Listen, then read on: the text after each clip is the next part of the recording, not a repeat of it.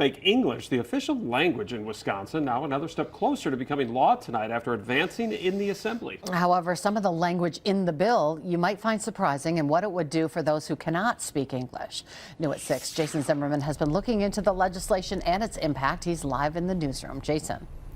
Cami, when people who cannot speak English show up for a court hearing, the state is required to provide an interpreter. In some cases, it can be expensive. While this bill makes English the official language, it also goes a step further by removing that requirement and allowing AI technology to be an option instead. That's now the biggest source of controversy.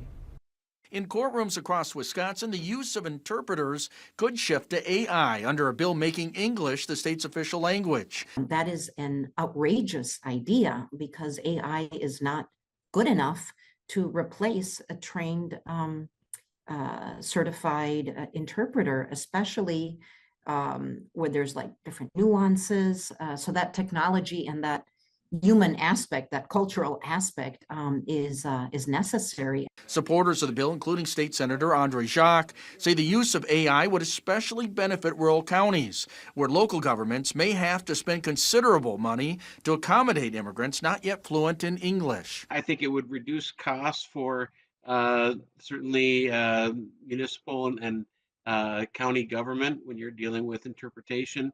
The printing of ballots would be another a significant one, but also just that awareness that there is going to be an expectation of learning English. Jacques says the bill isn't about exclusion and actually encourages immigrants so they can better integrate within the community. Something that, multiple polls have shown this is, well above 70% support and really support across all ethnic groups. However, opponents say legislators should instead focus on funding programs teaching the language. Simply, I think, resourcing more existing programs so people have more opportunity to learn the language. There's no shortage of the desire to speak English because that is the dominant language.